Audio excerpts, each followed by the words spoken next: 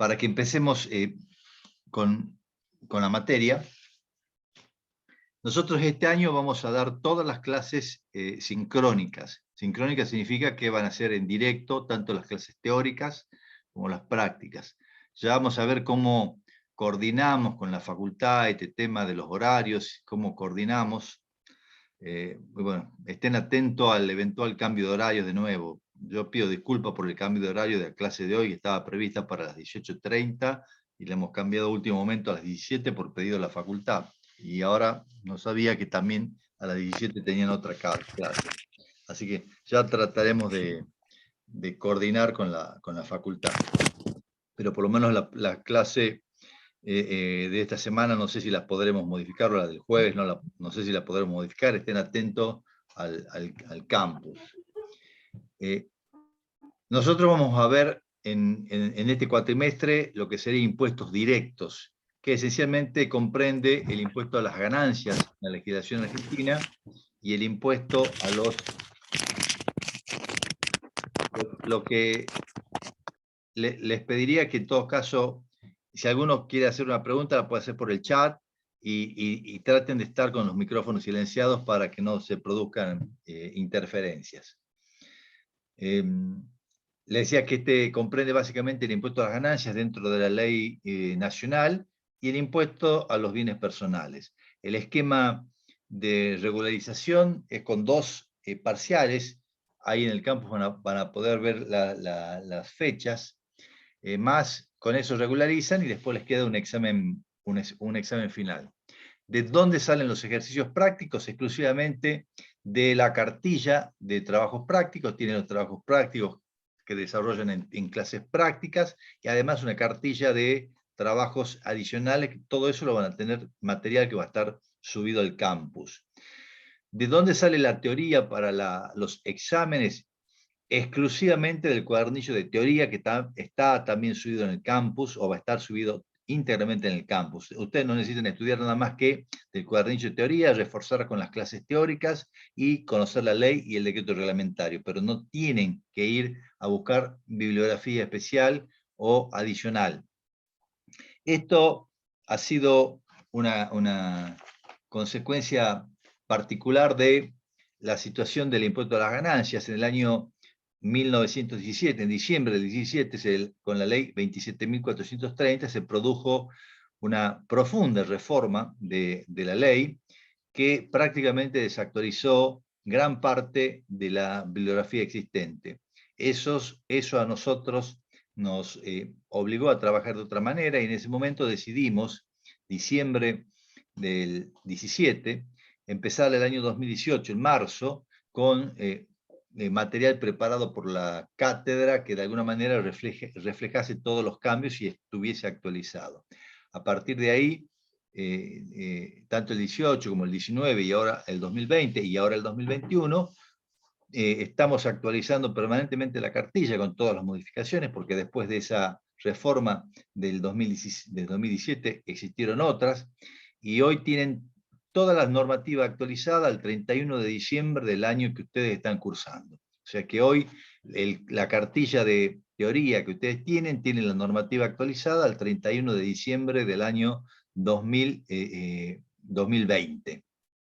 Y eso ha permitido que realmente tengamos un material bibliográfico perfectamente actualizado, porque si no, teníamos que ir diciéndole dentro de la bibliografía de libros que algunos puntos estaban cambiados, que algunos puntos no iban, que otros se habían modificado. O sea, realmente era bastante complejo para ustedes poder estudiar a partir de una bibliografía uniforme. Creo que fue un gran paso para la cátedra, con un gran esfuerzo, que demanda un gran esfuerzo, y para ustedes, tener la posibilidad de saber de dónde van a salir las preguntas que ustedes van a tener que rendir. Y ustedes se tendrían que preguntar, ¿por qué están en este momento acá? ¿Por qué están en esta materia? ¿Por qué la están cursando? Y más allá del proceso académico necesario para poder obtener su título, más allá de la ubicación y la obligación de cumplir con el reglamento académico, usted tiene que pensar que están comenzando a estudiar una materia dentro de un rubro que les guste o no les guste, en esto, en la profesión puede uno tomar distintos caminos. Algunos de ustedes se especializarán en impuestos, otros irán a la administración pública, otros trabajarán en una empresa, o podrán hacer cualquier tipo de actividad.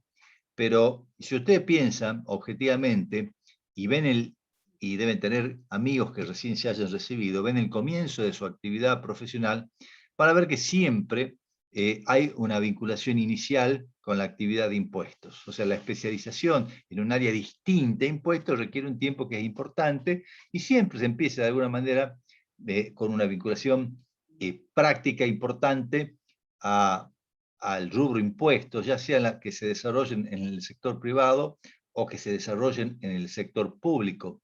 En ambos casos van a tener que ver actividad tributaria. Por eso, ustedes ya acá en este momento tienen que pensar, y ya están prácticamente a punto de recibirse, que esta materia no solo les sirve para aprobar y para obtener su ansiado título universitario, sino también para poder dotarse de algunas herramientas, por lo menos mínimas, que les permitan enfrentar este gran desafío profesional que es el mundo de la calle, cuando tengan que recibirse y salir eventualmente a trabajar. Y en esto les quiero decir que hay una verdad a medias, que cuando es verdad a medias es una mentira media. Muchas veces se dice, bueno, la universidad no forma desde el punto de vista práctico, lo que forma es la actividad de la calle. Y eso es una verdad a medias. Es cierto que desde el punto de vista práctico hay mucho desarrollo que se adquieren a través del ejercicio profesional en el quehacer diario. Eso es sí innegable. Pero tengan ustedes claro que si no conocen los principios teóricos adecuados, nunca van a poder ejercer una práctica conducente a obtener un buen resultado. Y los principios teóricos adecuados solo se aprenden en la facultad. Es muy difícil aprenderlos en la calle. Entonces, si ustedes no toman conciencia de esa situación, es posible que su actuación profesional después quede en el medio y se transformen solo en meros liquidadores de impuestos. Y cuando se transformen en meros liquidadores de impuestos, la situación futura de su trabajo va a ser difícil de desarrollar porque estamos en una época de pura tecnología donde el avance de redes de información, de internet y demás, hace que mucho del trabajo profesional pueda estar reemplazado por programas y demás. Ustedes imagínense en que si no fuera por el tema de la pandemia, la AFIP ya tenía previsto empezar a desarrollar lo que conoce como facturas pro forma, del IVA primero y después del impuesto a las ganancias, o sea, a partir de toda la información que maneja. O sea, ustedes tienen que tratar de conocer la ley, todas las leyes. Lo bueno sería que conozcan todas las materias que estudien en su carrera. Pero es muy importante que a esta altura de su actividad profesional puedan desarrollar de alguna manera un esquema de conocimientos teóricos para que puedan avanzar adecuadamente en la normativa, en su ejercicio profesional, aplicando adecuadamente la normativa. Hoy vamos a empezar a ver la primera parte de la materia, que tiene conceptos generales vinculados a lo que es el sistema tributario como conjunto de tributos que conforman un todo, y empezamos a desarrollar distintos aspectos del impuesto. Voy a compartir una pantalla, a ver si podemos verlo.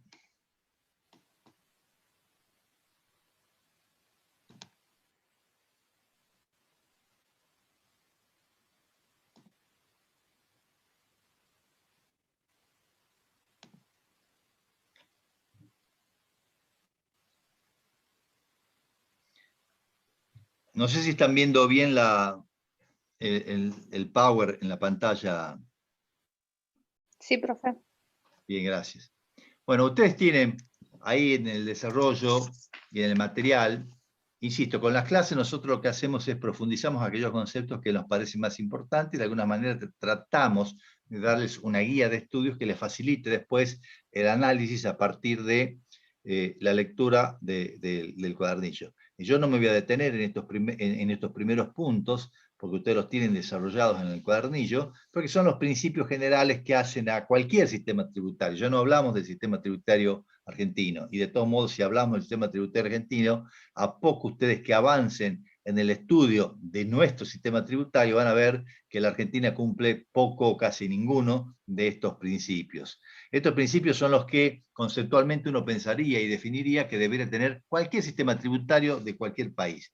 Un principio de neutralidad, o sea, los impuestos no deben afectar en principio decisiones económicas. Caso, por ejemplo, a nivel local, el impuesto a los ingresos brutos, que se aplica en todas las etapas de la actividad y a partir del desarrollo de distintas actividades en cascadas produce un aumento sustancial e indebido de los impuestos. Acá pregunta si el contenido teórico aún no está en el campus. Bueno, hoy va a estar. Si no está hasta esta mañana, creo que tiene el power de esta clase, pero ya está para que se suba, así que también hemos estado trabajando con el cambio del campus, que también nos generó algunos problemas técnicos, pero hoy se está subiendo el cuadernillo de teoría del primer parcial. Un principio de equidad, que cada uno pague a los que están igual, paguen lo mismo. O sea, tratar igual a los que están en igualdad de condiciones y de alguna manera tratar de manera desigual a los que están en desigualdad de condiciones. Los costos mínimos que un sistema debe generar a los contribuyentes para que estos puedan cumplir sus obligaciones, la estabilidad, imagínense la estabilidad, si hay algo que no existe en nuestro sistema tributario argentino es la estabilidad, pero es un requisito que cualquier sistema tributario debiera cumplir. La suficiencia a partir de que deben ser los generadores de los fondos adecuados para que el Estado pueda desarrollar sus tareas. Situación que tampoco alcanza en Argentina. La elasticidad que permitan ser subidos o bajados, aumentados o disminuidos en función de las necesidades que denote la economía, y la certeza vinculada a un principio de simplicidad en la liquidación. Bueno, todos estos principios teóricos, cuando ustedes lo aplican, lo intentan aplicar al sistema tributario argentino, van a ver que, en general, estas cosas no se cumplen. Pero bueno, uno tendría que tratar de lograr o apuntar siempre a cumplir este tipo de objetivos. La estructura del sistema tributario en Argentina se caracteriza de manera particular por existir divisiones políticas diferentes que van a aplicar tributos también diferentes. Nosotros tenemos la nación, las provincias y los municipios, todos en su ámbito de actuación aplican o exigen tributos. Todos sus recursos se sustentan justamente en recursos tributarios. Ustedes imagínense, ahí ya tenemos el primer problema, donde un contribuyente que interactúa tanto con la nación, porque vive en este país, o reside, o actúa, o tiene actividad económica en este país, con las provincias y el municipio donde se encuentra, donde opera, todos estos entes políticos intentan recaudar tributos a partir de la figura de este contribuyente. O sea, ya desde ese enfoque, la situación se empieza a complicar o a ser un poco más difícil para el contribuyente. ¿Qué es este recurso tributario? Significa que se están percibiendo tributos. Todos los tributos son siempre, y acá recordamos algunos conceptos que tienen que haber visto en procedimiento fiscal o en derecho fiscal, son prestaciones en dinero. Existió en algún momento alguna prestación en especie, cuando se pagaba algún tributo en vino en Mendoza, pero digamos que hoy la tributación es prestación en dinero. El contribuyente debe ingresar dinero, que es exigido en ejercicio del poder de imperio del Estado. ¿Qué es el poder de imperio del Estado? El poder de imperio del Estado es justamente poder de imponer. El Estado tiene el poder de imperio porque puede imponer. Puede imponer de muchas formas. Posiblemente alguno de ustedes haya sido autoridad de mesa en alguna elección, presidente de alguna mesa electoral. ¿Y por qué lo han sido? Porque el Estado tiene la posibilidad de imponer. Le imponen esa obligación, es una carga pública. En algún momento existía en el país, y lo deben haber escuchado hablar, del servicio militar obligatorio para los varones. Bueno, eso también, ¿por qué se exigía? En función de esta facultad de imponer que tiene el Estado, este poder de imperio. Ahora, ¿cuál es la manifestación más típica del poder de imperio? la facultad de crear tributos. Es una manifestación del poder de imperio que siempre se ejerce a través de leyes. Tanto la nación como las provincias y los municipios pueden imponer tributos a partir de la sanción de leyes, en el ámbito que corresponda. Una ley nacional para la legislación nacional, una ley de la legislatura provincial para las provincias y una ordenanza municipal para los municipios. La ordenanza municipal es el equivalente a una ley. O sea, cualquiera de estos configuran lo que sería la ley que permite ejercer este poder de imperio o el poder tributario, como se lo llama también. ¿Y qué hace el legislador nacional, provincial, municipal? Define hechos económicos. Define hechos económicos que hacen nacer la obligación de pago de este impuesto, que hacen nacer la obligación tributaria, que hacen nacer la obligación del contribuyente de ingresar una suma de dinero al Estado. ¿Para qué? Para todo esto con el objeto de ¿qué? De satisfacer necesidades públicas. Lo que se pretende es satisfacer necesidades públicas. En estos recursos tributarios, la potestad tributaria como este poder de imperio es la esencia. Es un poder coactivo que se ejerce mediante leyes y que se subordina a la Constitución Nacional. Todas las leyes que imponen tributos están subordinadas a la Constitución Nacional. Ya vamos a volver sobre esto en un ratito. Y estos recursos tributarios son esencialmente tres. Hay tres tipos de recursos tributarios, más allá que hoy estemos discutiendo sobre un impuesto, una contribución voluntaria sobre el impuesto a la riqueza que está venciendo en estos días y que se está discutiendo si es impuesto, si es tasa, si es una contribución especial. Pero digamos que conceptualmente o en la doctrina, los recursos tributarios son tres tipos nada más. Los impuestos, las tasas y las contribuciones especiales. ¿Y en qué se diferencian? Se diferencian básicamente en tres aspectos. En un aspecto que es distinto en los tres conceptos. El aspecto en el que se vinculan se refiere al servicio estatal vinculado. Es decir, cuando no hay un servicio estatal vinculado, estamos en presencia de impuestos. Cuando uno paga impuestos, va a una renta general y no se aplica, y uno no sabe para qué se va a aplicar esos fondos. Esos fondos se podrán aplicar para pagar a la justicia, para pagar a la policía, para pagar al ejército, para sostener la educación pública, para sostener hospitales y demás. O sea, va a una rama de gastos generales que no tienen una vinculación directa. Yo no puedo relacionar el servicio que estoy recibiendo con el impuesto que pago. En cambio, cuando estoy en presencia de una tasa, sí tengo un servicio estatal vinculado. Yo pago una tasa por algún servicio que el Estado me da. Pago una tasa por el alumbrado que tengo en mi casa. Pago una tasa, más allá del que le llamemos, de la forma que le llamemos, porque me levantan la basura de la calle.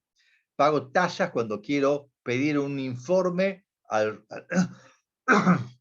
registro inmobiliario o al registro civil. Pago tasas por un servicio que el Estado me da. Y las contribuciones especiales, donde también hay alguna vinculación de alguna actividad que desarrolla el Estado y que se referencian como el peaje. El peaje hay una prestación de tránsito habilitada especialmente y para eso se cobra un costo por ese tránsito con algunas peculiaridades que tiene que tener, o las que se denomina contribución de mejoras. Yo tengo una casa, un terreno, una casa en una calle que no está pavimentada, el Estado me pavimenta la casa, mejora el valor venal de esa propiedad. El Estado puede, no es obligación hacerlo. En Tucumán se pavimentó la última gran pavimentación, no se cobró nada, pero podría el Estado haber cobrado contribución de mejora, una parte de lo que en definitiva se podría haber incrementado el valor de mi casa.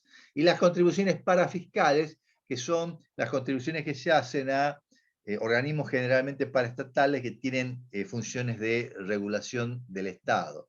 Porque cuando ustedes se matriculen en el Colegio de Graduados de Ciencias Económicas, porque así tengan que hacerlo, eso es obligatorio. Esa es una contribución parafiscal. o cuando pagan una obra social, que también es obligatorio, un sindicato o lo que fuese, están dentro del esquema de las contribuciones para fiscales. Me preguntan si estas diapositivas se suben, ya están subidas en el campo. Estas ya las tienen subidas. O sea que cuando el servicio público es indivisible, este servicio público se financia con impuestos. Si el servicio público que presta el Estado es indivisible, la fuente natural de financiación de ese servicio público indivisible es el impuesto. Cuando el servicio público es divisible, porque hay una prestación que se particulariza en algún sujeto obligado al pago, estamos en presencia de una tasa o eventualmente de una contribución especial. Está claro este concepto, que no solo es teórico, sino tiene su contenido práctico. Ustedes, a poco que avancen en la materia, y lo pueden haber visto en procedimiento fiscal, y a lo mejor lo vean en impuestos indirectos, la Municipalidad de San Miguel de Tucumán tuvo muchísimos conflictos judiciales por tasas que cobraba que no tenían prestación vinculada directa, y la Corte Suprema de Justicia las declaró inconstitucional. Empezó en el año 1987 y a partir de ahí numerosas tasas municipales fueron declaradas inconstitucionales justamente por la falta de esta actividad estatal vinculada. O sea, no es un tema solo teórico, sino que tiene de alguna manera aplicación práctica. Si tienen alguna duda con respecto a lo que vamos viendo, la pueden hacer por el chat, no hay problema. El tema del audio, por ahora, le diría que todavía no tanto, porque somos muchos y se puede hacer complicado, pero si alguno tiene alguna pregunta larga y quiere hacerla, lo pide por el chat y de alguna manera la hacemos verbalmente.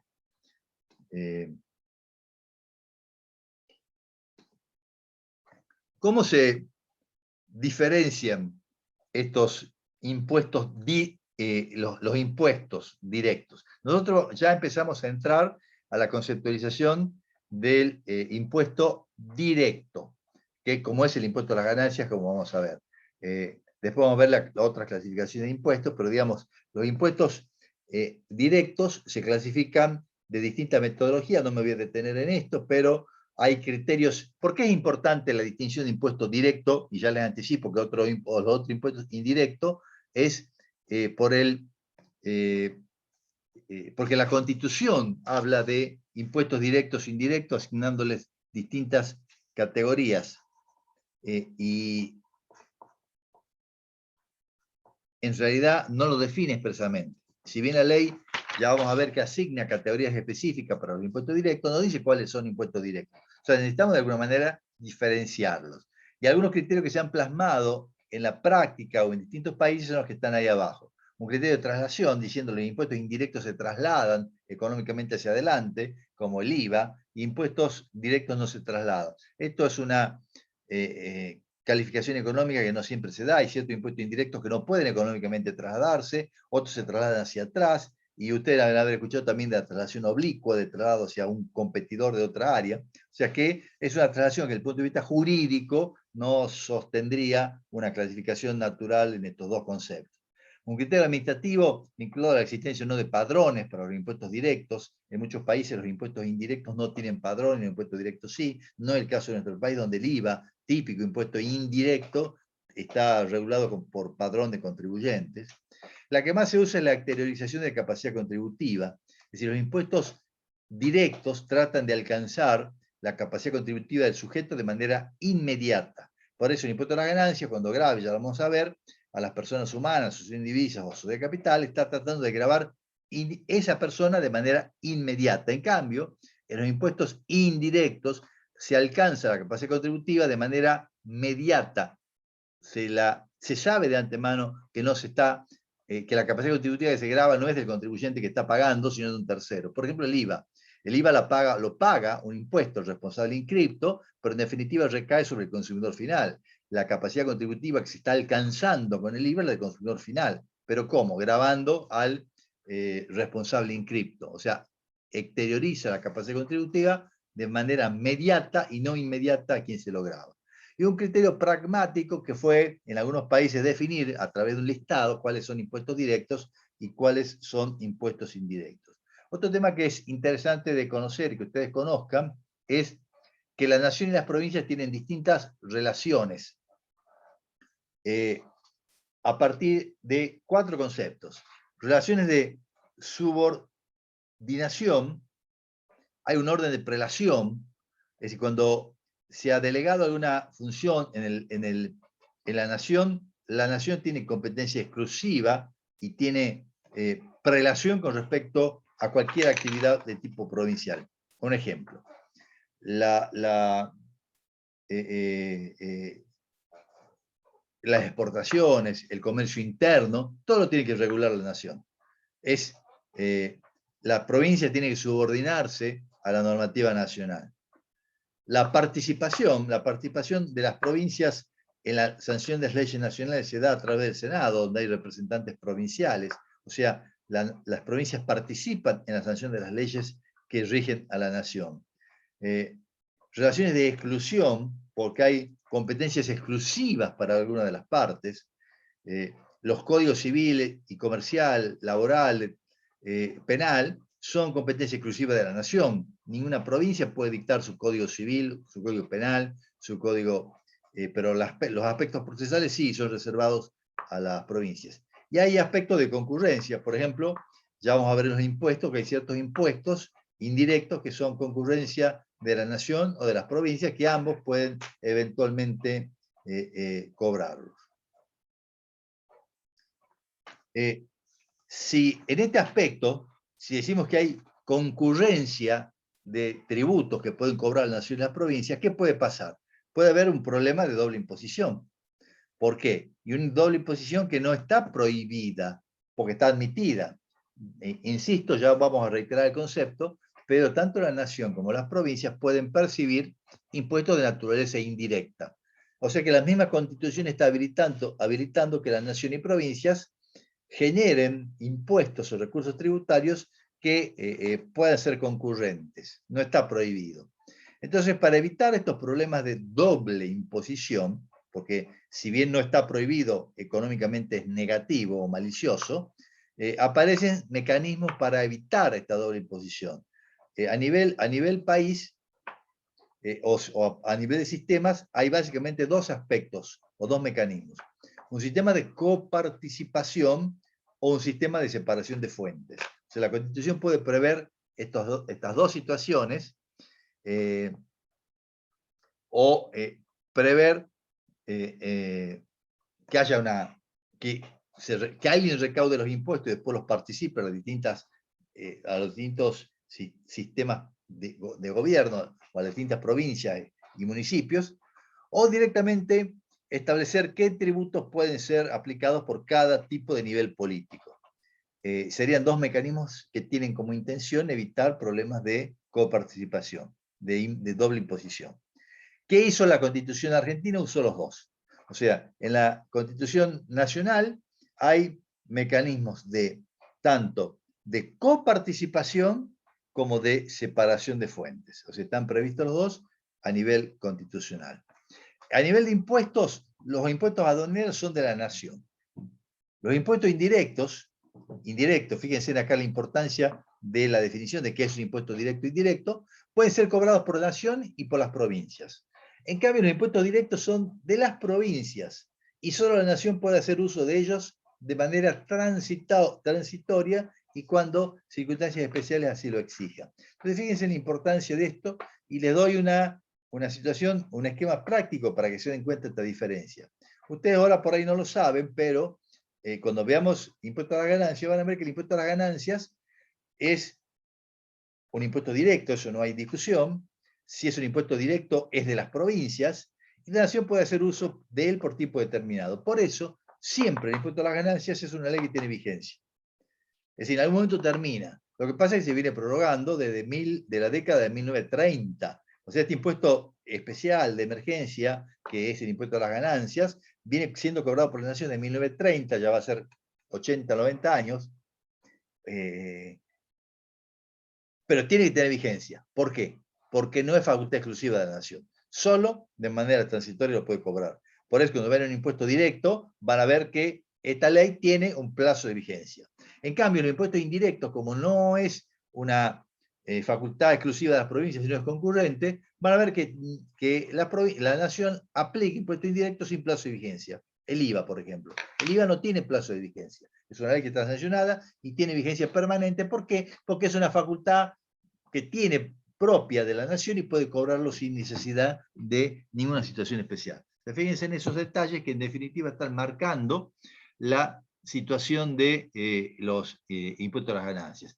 Y a veces cuando llega el vencimiento de impuestos directos, ganancias, empiezan las discusiones en el Congreso de la Nación con respecto a la prórroga o no prórroga, y alguna vez, si no se prorroga en el último año, no debieran exigirse anticipos a cuenta de un impuesto que aún no está prorrogado. Bueno, ha pasado muchas veces en la Argentina este tipo de situaciones.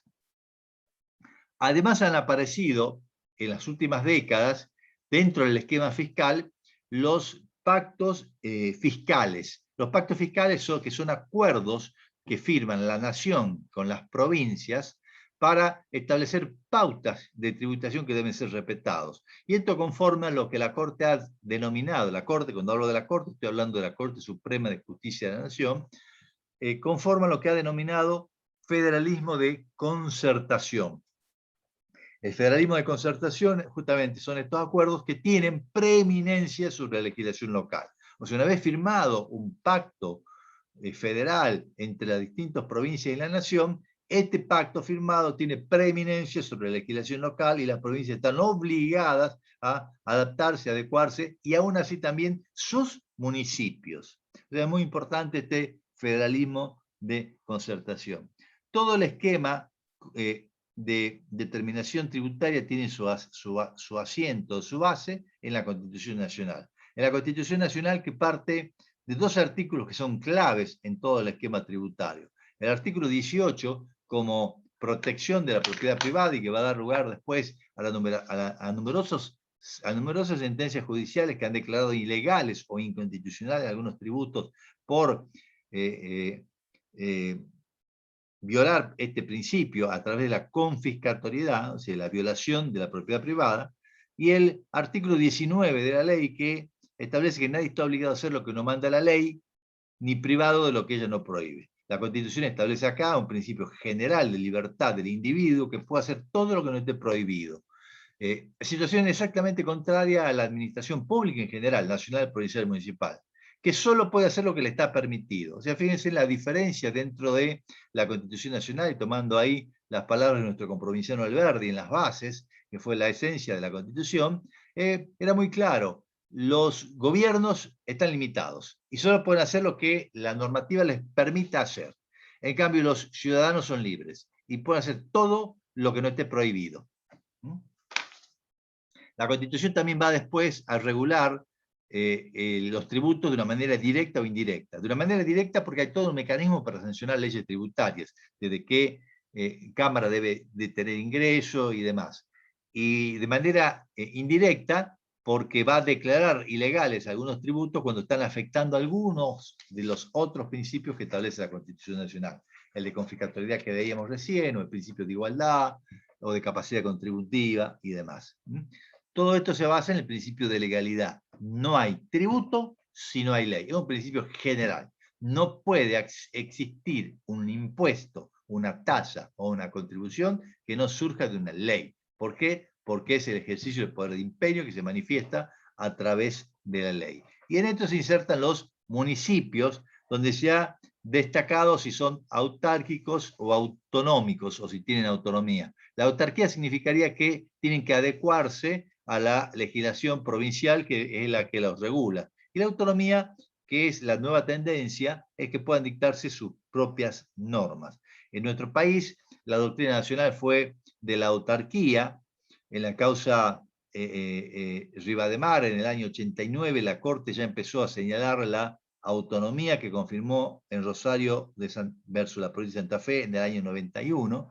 Y hoy podemos decir que está consagrado como principio general el de la autonomía municipal. Sin embargo, hay que tener en cuenta que la Constitución Nacional establece en el artículo 123 que los municipios, a quien obliga a las provincias a asegurar su funcionamiento, deben reglar su alcance en el orden institucional, político, administrativo y económico-financiero. O sea que en definitiva es la Constitución provincial la que va a regular el grado de autonomía que puede tener una provincia. Por ejemplo, en Tucumán, la Constitución provincial admite que los municipios cobren impuestos y en la provincia de Salta no se admite eso y solo pueden percibir tasas. O sea, hay cierta autonomía que va a estar regulada en función de la normativa de carácter principal.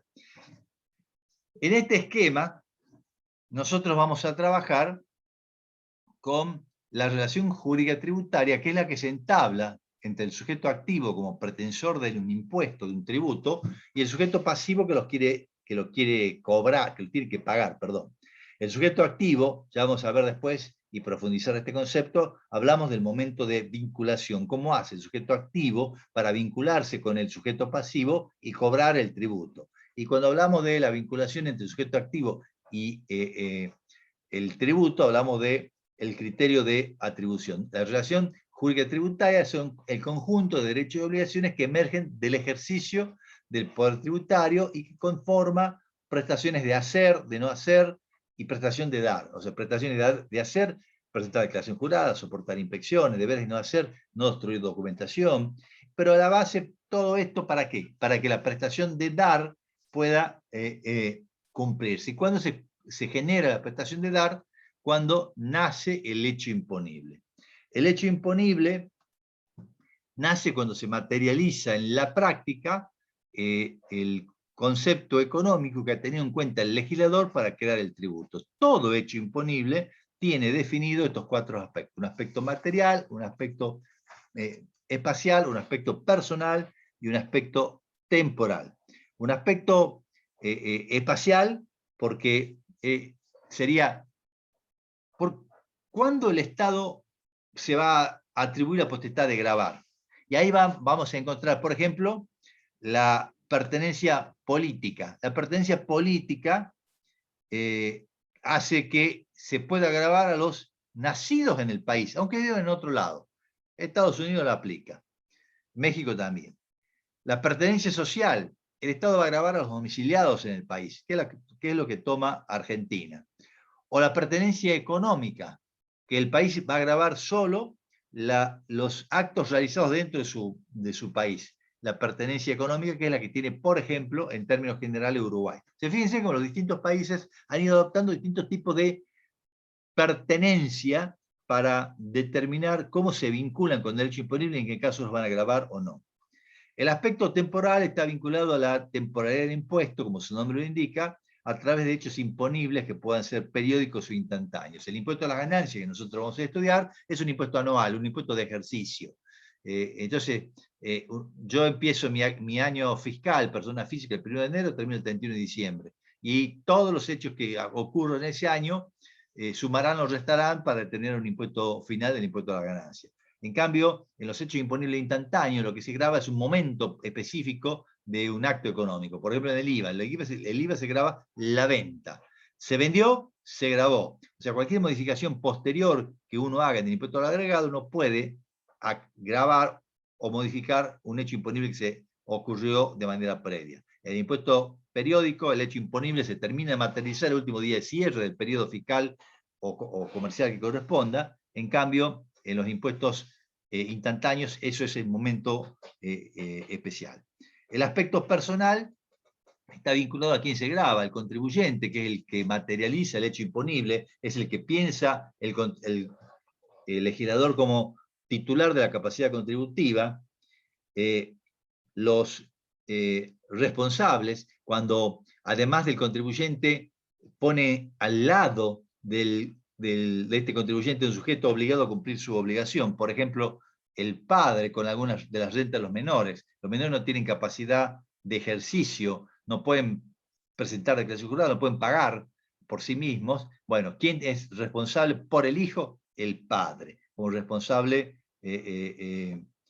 solidario o otro responsable. O sustituto, cuando el contribuyente es dejado de lado y se pone la obligación en cabeza de una tercera persona que sustituye al contribuyente, y si tuviese que reclamar algo el fisco, se lo reclamaría al sustituto y no al contribuyente. Y el aspecto material, que lo dejé para el último, porque es el núcleo del hecho imponible, es el núcleo de la obligación tributaria, el núcleo del presupuesto de hecho, es lo que en definitiva el legislador pensó como aspecto económico para generar hecho imponible. La venta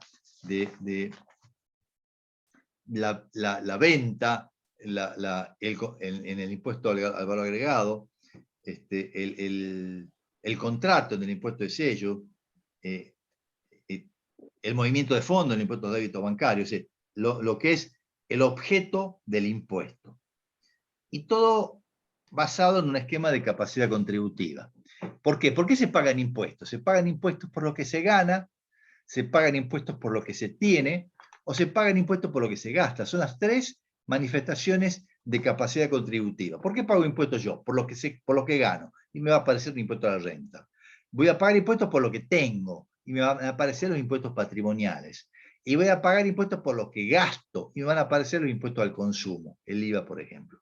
Pero esas son las manifestaciones de capacidad contributiva que en algún lado de estos el Estado aplica el tributo en función de la exteriorización de esta capacidad contributiva. Como síntesis, digamos que para que ustedes tengan una idea de lo que es el sistema tributario argentino, el sistema tributario argentino está conformado, como les decía, por la nación, las provincias y los municipios. Los impuestos principales de la nación son el impuesto a las ganancias, que es lo que nosotros vamos a desarrollar en este cuatrimestre, el impuesto a los bienes personales, que también vamos a ver nosotros en este cuatrimestre, todos son típicos impuestos directos, el impuesto al valor agregado, que es un impuesto indirecto que ustedes van a ver en la imposición indirecta del próximo cuatrimestre, o no sé si alguno lo ha visto, el impuesto de créditos y débitos en cuentas bancarias y otras operaciones. Hay muchos otros impuestos, habla que hay más de 100 impuestos a nivel nacional. Las provincias, ¿en qué sustentan su base tributaria? El impuesto inmobiliario, el impuesto automotor, el impuesto a los ingresos brutos, que es muy parecido al IVA pero provincial, el impuesto de sellos, anacrónico impuesto que grava los contratos en papel.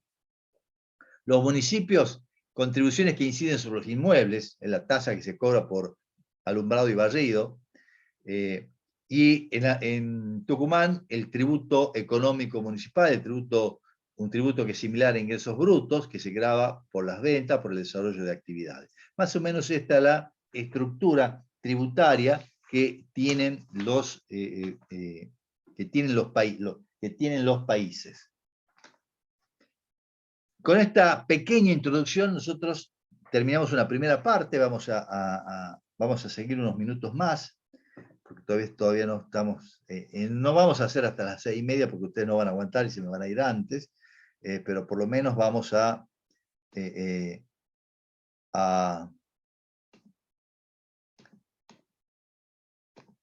tratar de desarrollar un poco algunos temas. No sé si... Por acá hay alguna pregunta en el chat. Santiago dice, si ganancias en realidad tendría que pertenecer a las provincias. En realidad sí, desde el punto de vista constitucional, la Constitución de 1853 prevé un esquema que los impuestos directos son provinciales. Por eso las provincias graban sin ningún problema el impuesto inmobiliario, por eso graban el impuesto a los automotores, y dentro del esquema de 1853, el impuesto a las ganancias como un impuesto directo debería ser un impuesto provincial. Eso genera muchísimos problemas, y en 1930 lo que se hizo fue dárselo a la nación lo cobra y después lo coparticipa a las provincias. Hoy sigue subsistente ese sistema donde hay un impuesto a las ganancias que lo cobra la AFIP, la Administración Federal de Ingresos Públicos, y después va a un sistema de coparticipación. Todos los tributos que se perciben por parte de la AFIP se van a ir coparticipando. El sistema de coparticipación argentino es, yo les voy a poner acá, a ver si lo puedo, si ustedes lo van a ver, si lo pueden ver.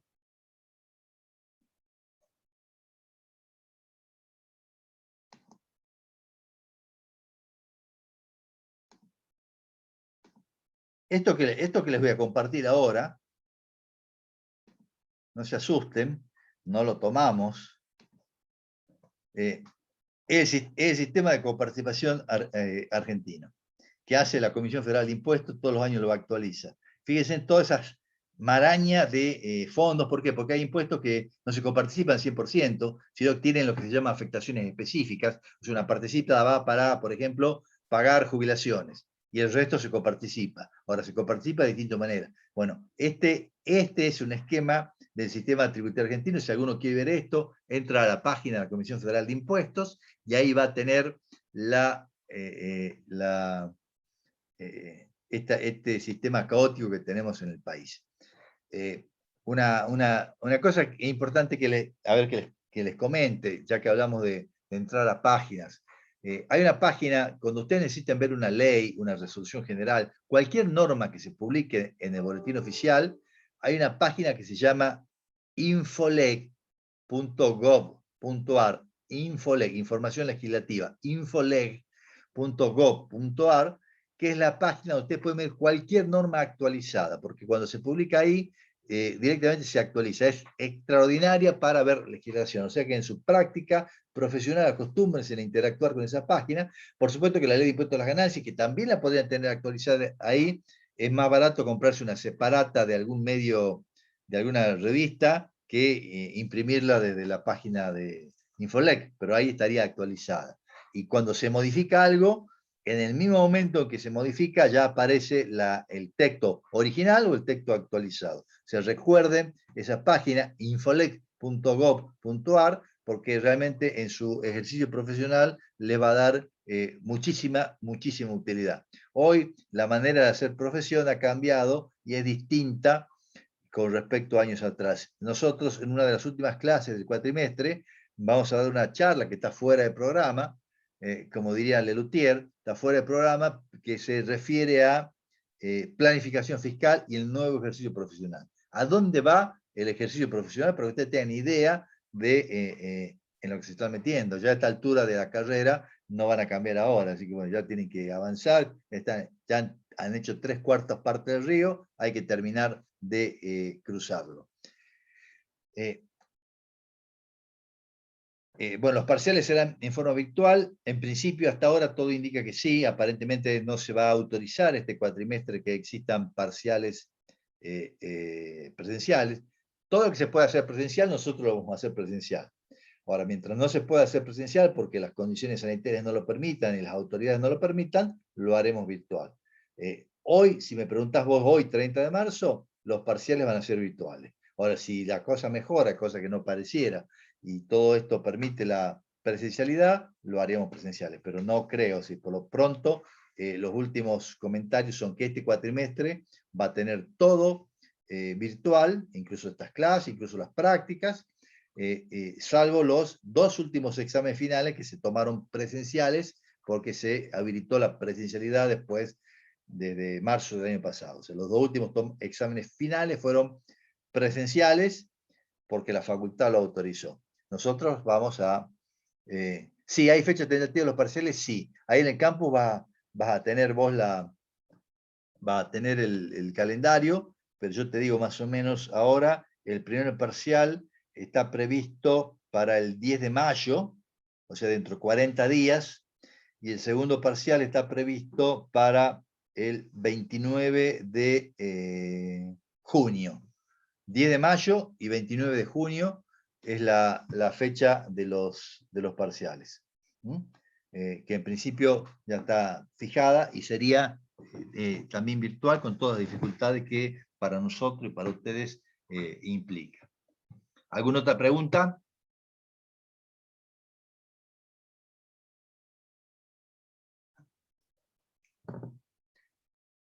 Nosotros vamos a empezar de a poquito.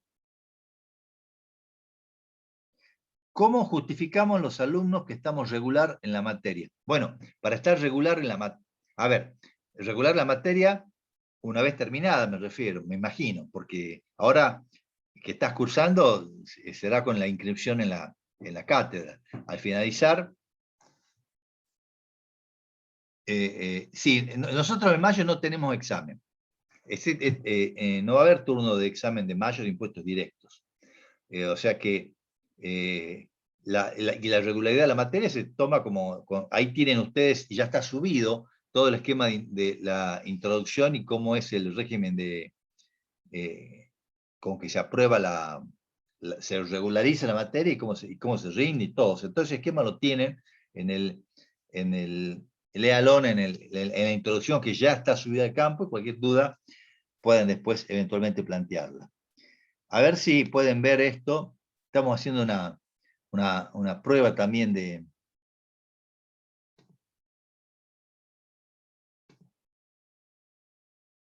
uso. ¿Por qué pagan impuestos? ¿Están viendo una pantalla de un video o no?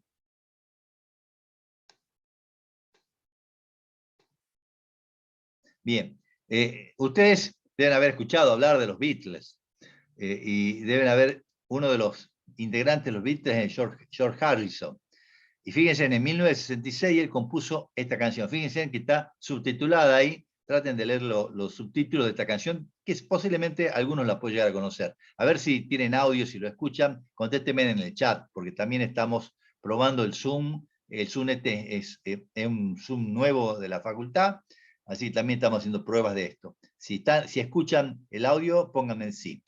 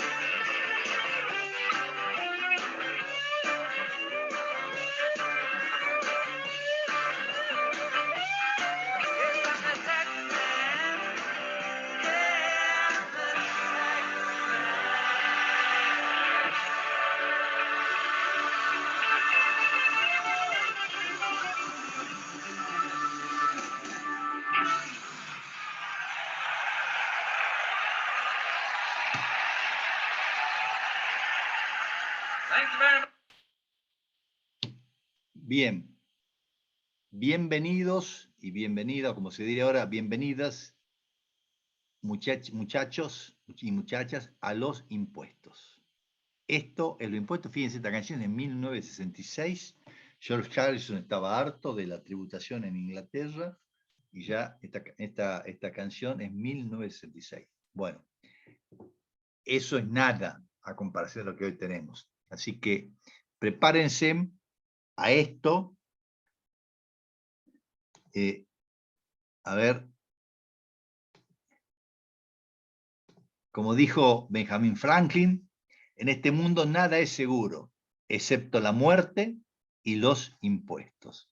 Hemos empezado el camino de los impuestos, y que no es un camino fácil, no es un camino o sea, es decir, lo que les quiero decir, no lo empiecen a odiar en la primera clase.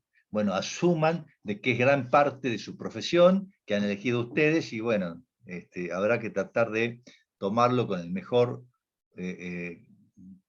carisma posible, porque realmente es un tema complicado. ¿Alguna pregunta de esta primera parte? Para que si no le dediquemos 15 minutos nada más a un segundo tema. Fíjense que nosotros aquí lo que queríamos hacer era que usted tenga una pequeña y vaga idea de lo que es un sistema tributario. Profesor, ¿las clases teóricas serán grabadas y luego subir? ¿Verdad? No. ¿El profesor puede hacer la excepción por esta clase de subir la clase? Sí. Sí. Esta clase la vamos a subir porque por ese motivo, porque como informamos tarde el cambio, es responsabilidad nuestra, por eso la estoy grabando para después subirla. Esta sí la vamos a subir. Les decía que ustedes empiecen a abrir su cabeza. Si ustedes aquí tienen que empezar para hablar ya vamos a hacer, no en esta clase porque ya no nos da el tiempo, pero me voy a tomar 10 o 15 minutos para que hablemos de un tema particular. Cuando tenga más clases, ahora tengo 3 clases para terminar temas que son muy largos, no me van a dar los tiempos, pero un poco de interpretación de la ley. No lo vamos a hablar ahora, pero sí les quiero decir, usted tiene que abrir la cabeza en la interpretación de la ley. Cuando leen una norma tributaria de cualquier tipo, todo se interpreta. Usted tiene que interpretar una norma contable, una ordenanza, una norma de tránsito, lo que sea, todo se interpreta. Y la gran dificultad es ser intérprete de lo que dice la ley y no ser legislador, que significa decir lo que yo quiero que la ley diga. Eso lo vamos a ir viendo sobre la marcha. Entonces, lo importante para mí sería que al final de este cuatrimestre, más que saber impuestos, que lo van a tener que saber para poder aprobar, sepan pensar. Y esa es la clave, ese es su desafío. Que puedan abrir su mente y puedan tener la capacidad de razonamiento propio para decidir. Porque ¿quién es el primer intérprete de una norma tributaria después? El contador público. Porque la ley sale y al otro día hay que cumplirla. Y la AFIP viene después, al año, y la controla. Y el abogado viene después, al año, y lo ejecuta.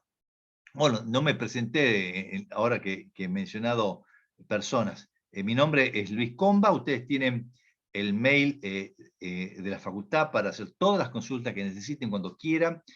Por mail, después vamos a habilitar los horarios de consulta de teoría y va a haber horario de consulta de práctica, aprovechenlo, úselo. No los tenemos ahora porque en este cambio de horario todavía no estamos seguros de qué horarios van a ser, pero los mails los pueden utilizar. Soy contador público nacional, soy abogado, pero ejerzo esencialmente como contador.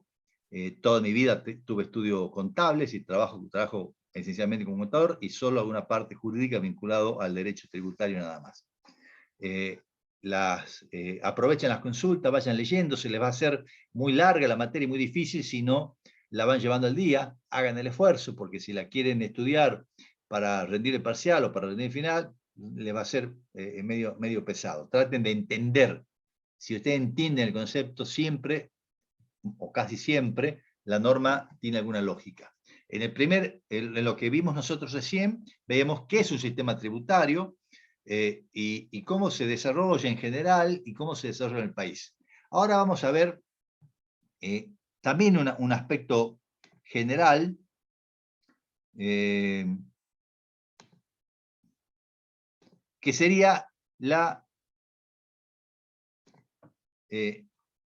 imposición a la renta. Pero todavía no nuestra ley de impuestos a las ganancias.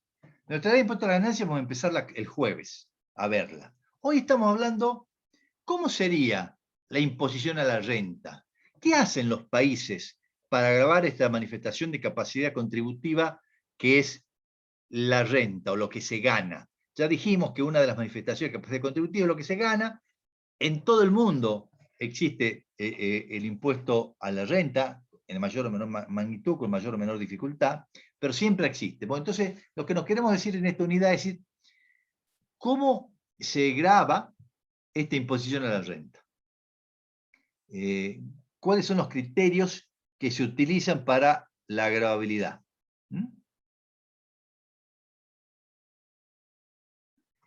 Basándonos esencialmente en los impuestos. ¿Qué son los impuestos? Los impuestos pueden clasificarse de distintas maneras. Algunos ya los vimos, pero esto también vamos a avanzar rápido. Desde el punto de vista económico, por la traslación, en impuestos directos o indirectos, desde el punto de vista de las condiciones del sujeto, en impuestos reales, cuando se grava por el impuesto automotor o la patente de un auto, o el impuesto inmobiliario, se está gravando el bien. Impuestos personales, cuando se tiene en cuenta las condiciones personales del sujeto. En ganancia vamos a ver que hay mínimos no imponibles, deducciones personales. Hay impuestos que son fijos, hay impuestos que son proporcionales, o sea, la tasa de personas jurídicas es el 30% para todas las personas, para todas las sociedades. Hay impuestos que son progresivos, las personas humanas están grabadas a una tasa que puede llegar hasta el 35% en función de la magnitud de la renta. Pueden grabarse patrimonios, lo que les decía yo recién, consumo, gasto, y puede grabarse renta. ¿Qué renta puede grabarse? En general se graba la renta generada, o sea, la renta que yo obtengo, que puede ser distinta en función de la calificación que le demos. Puede solo grabarse la renta consumida, o sea, en eso puede llevar a grabar a dividendos si se distribuyen, o no grabar si no se distribuyen, o puede grabarse lo que se llama renta normal y potencial, que es la que obtendría, no la real, no la que obtuve, sino la que debiera obtener si tuviese una utilización razonada y económicamente explotable adecuadamente de algún bien. Renta normal y potencial. Son todos conceptos teóricos.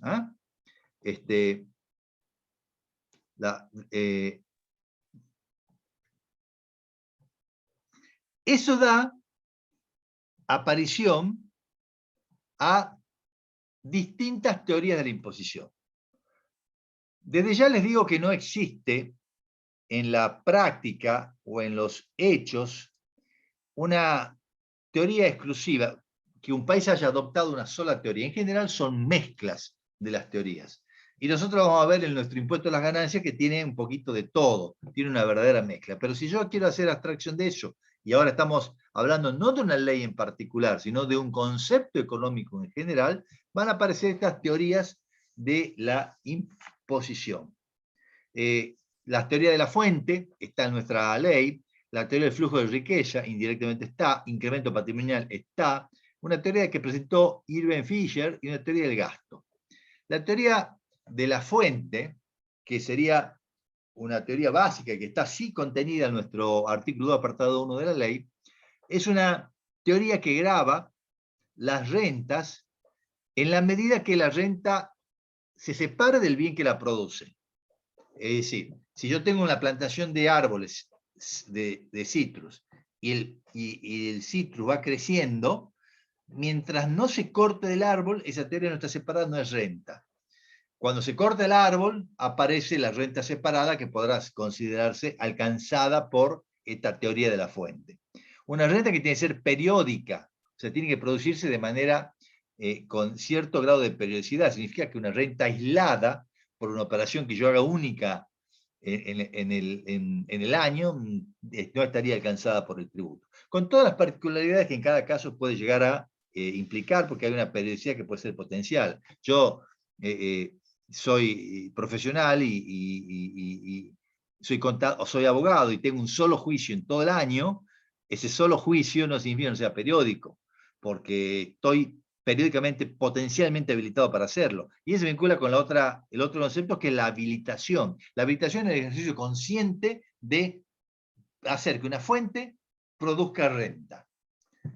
Yo tengo una casa y decido alquilarla. Estoy haciendo que, habilitando la fuente inmueble a generar una renta. Y eso vincula con la fuente durable. No se destruye con la generación de la renta. No hay destrucción del capital fuente. Si yo tengo la casa y la vendo, tengo una ganancia posiblemente, pero destruyo el capital fuente. No es una renta de teoría fuente, porque hubo una destrucción del capital fuente.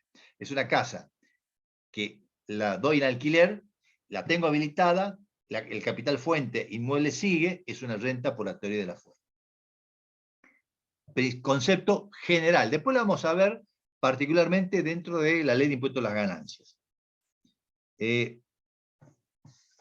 Después tenemos la teoría del flujo de riqueza, que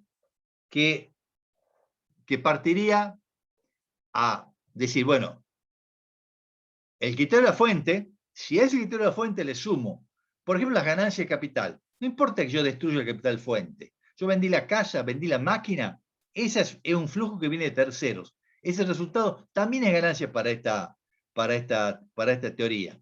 Y también le sumo las actividades accidentales, que le faltarían la periodicidad que requiere la actividad de la teoría de la fuente o los ingresos eventuales. O sea, fíjense que el flujo de la riqueza comprende la teoría de la fuente más las ganancias de capital, más las actividades accidentales, más los ingresos eventuales. La teoría del incremento patrimonial, pero en este caso, fíjense que todavía estamos con ganancias que de alguna manera tienen que ser separadas del bien y proviene de una operación con un flujo de tercero. Significa que acá no hay resultado de tenencia. Si yo tengo un bien y ese bien sube de valor, o tengo un terreno y me lo pavimentan y sube de valor porque han pavimentado la cuadra, ese aumento de valor no es ganancia. O sea, el resultado de tenencia, todavía estamos con el flujo de operaciones con terceros. Y después aparece la teoría de incremento patrimonial, que dice que la diferencia patrimonial entre el patrimonio que yo tenía al inicio y el que tengo al cierre es ganancia, más lo que consumí, más lo que consumí. O sea que acá aparece la agravabilidad de la teoría de la fuente, más la teoría de incremento patrimonial, y le empieza a agregar los mayores valores del patrimonio que no estén realizados. Ese incremento del valor del terreno podría estar alcanzado por esta teoría del incremento patrimonial.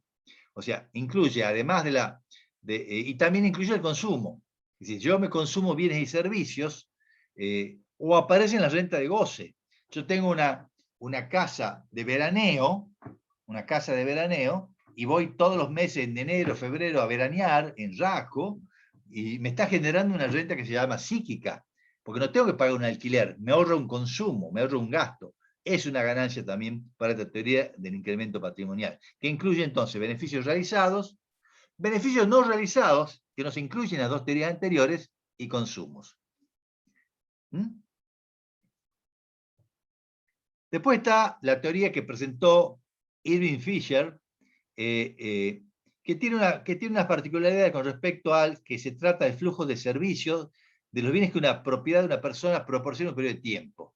Incluye el recreo, los monetarios, la renta de goce, pero no incluye los montos ingresados que no se consumen.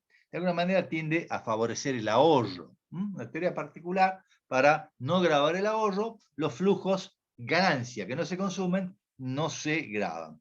Y la teoría del gasto de Nicolás Caldor, que prácticamente no tuvo aplicación práctica en el mundo, dice, uno no tiene que pagar por lo que aporta a la sociedad, por lo que gana, sino por lo que sustrae de ella, por lo que gasta.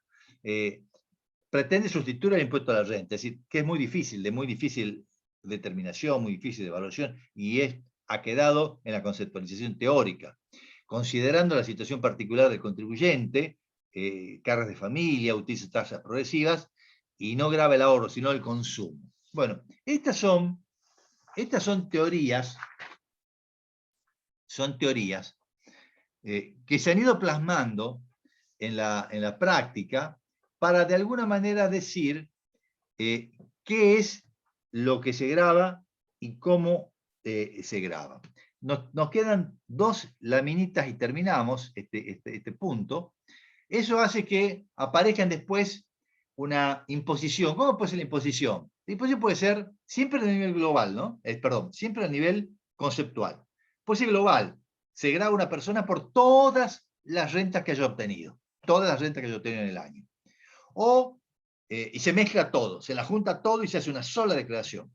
O se hace una imposición cedular y dice, bueno, toma, vos por el trabajo pagas un impuesto a la renta por el trabajo, pagas un impuesto por la ganancia empresaria, pagas un impuesto por la venta de las clases, o sea, son cédulas separadas que van grabando el impuesto, o una combinación de ambos, que en definitiva ya vamos a ver que es la que usa la legislación argentina. Resumen, las rentas. Si la renta es el producto periódico de un capital, es la teoría de la fuente. Cuando los ingresos vienen muy fuera del individuo, la teoría del flujo. Y el total de enriquecimiento, el incremento patrimonial. Y si ustedes se fijan de alguna manera cómo van abarcando cada uno, van a ver que la teoría de la fuente requiere periodicidad, fuente durable y habilitación. Esa teoría de la fuente, junto con las ganancias de capital, las actividades accidentales y los ingresos eventuales, abarca la teoría del flujo de riqueza. Y si a esta le sumamos los ingresos a título gratuito, el consumo y el incremento de valor, tenemos la teoría del incremento patrimonial. Fíjense cómo se va concatenando una con otra, cada una siendo más amplia que la anterior. Esto es a nivel conceptual. Yo no veo las caras de ustedes, porque si yo las vería así en este momento. Como primera clase, hasta acá llegamos. En la próxima clase y en las 2 próximas clases vamos a ver el objeto del impuesto a las ganancias, ya concentrándonos en la ley de impuesto a las ganancias argentina. ¿Qué es lo que grava? ¿Qué es lo que considera alcanzado por el impuesto? ¿Alguna pregunta en estos últimos minutitos?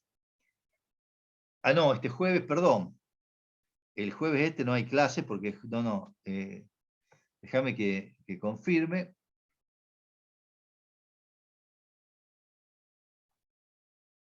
No, la próxima clase es el lunes y martes que viene. El jueves no hay clase, perdón.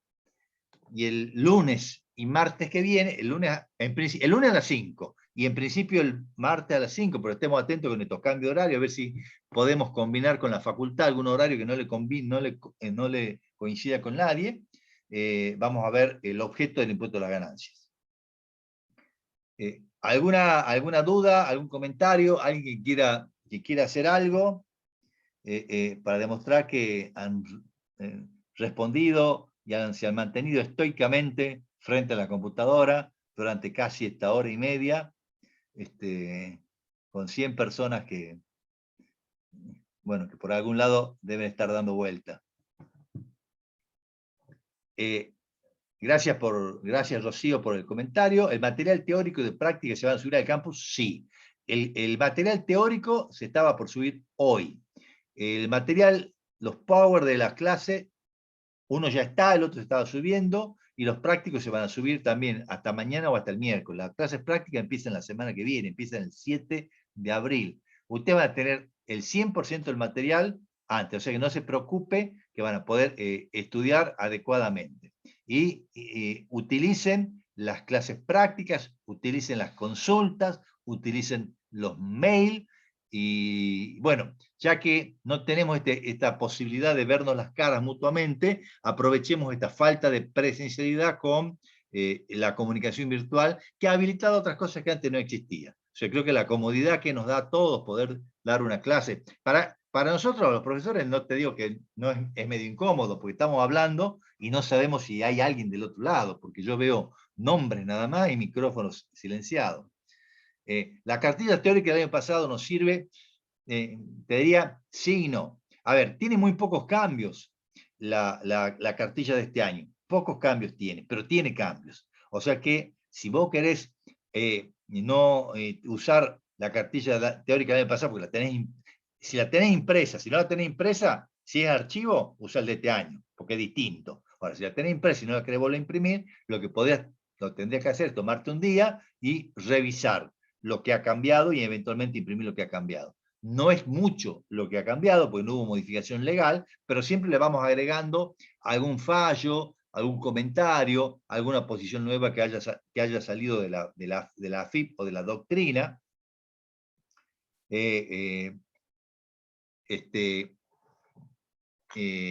Así que sí, las preguntas salen de ahí. Yo no te quiero decir que te va a servir el año pasado, porque justo te preguntamos en el final algo de lo que pusimos nuevo y te embromas. Profe, ¿teniendo un cuadernillo teórico necesario tener la ley? Sí. Desde el siguiente punto de vista, incluso nosotros en el cuadernillo, en el cuadernillo hemos incluido los artículos de la ley, están copiados. O sea que uno podría estudiar el cuadernillo sin ver la ley. Eso realmente sería suficiente. Pero usted tiene que acostumbrarse a manejar la ley.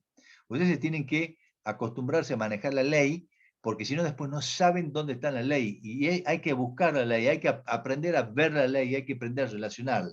O sea que la respuesta conceptual es cuadernillo más ley y decreto reglamentario. La última versión de la ley es la que tiene, la última reforma de la ley es una ley del 23 de diciembre del 2019. La última reforma tiene que tener la ley 27.541. Ley 27.541, que es la última reforma. Tengan en cuenta que en el año 2019 hay un texto ordenado de la ley. O sea, antes había artículos que se agregaban, que se incorporaban, ahora hay un texto ordenado de la ley. Se han renumerado los artículos. Eso a nosotros también nos complica la existencia, porque yo tengo en la cabeza, hace 30 años, el articulado de ley que no es más. O sea, el artículo 1, 2, 3 lo mismo, pero el artículo 49, que ha sido toda la vida tercera categoría, hoy es 52. O sea, a nosotros nos cuesta ubicarnos también con el número de artículos. Y el decreto reglamentario también. O sea, tienen que tener texto ordenado 2019. Esa sería la última versión. Lo sacan en Infolec y piden impuesto a las ganancias, texto ordenado 2019, y ahí lo van a encontrar. Y lo mismo el decreto reglamentario. El cuadernillo teórico del 2019 pasado, ya lo contesté, algunas cosas se cambiaron. La última versión de la ley es esa, diciembre del 2019. Profe, permiso para retirarse. Listo, Emiliano, suerte, nos vemos el lunes. ¿Me sirve la ley 2017? No, no te sirve, Oscar, una ley 2017 porque tiene que tener la reforma del 2019, que también ha incluido algunas reformas importantes. La ley tiene que ser actualizada. Bueno, si no hay preguntas, el que se quiera ir retirando, se va retirando y nos vemos nosotros el lunes. Los parciales son con ley, el final no. Hasta el lunes, buen fin de semana largo, cuídense, quédense en casa en lo posible, salgan poco, que está recrudeciendo el tema COVID.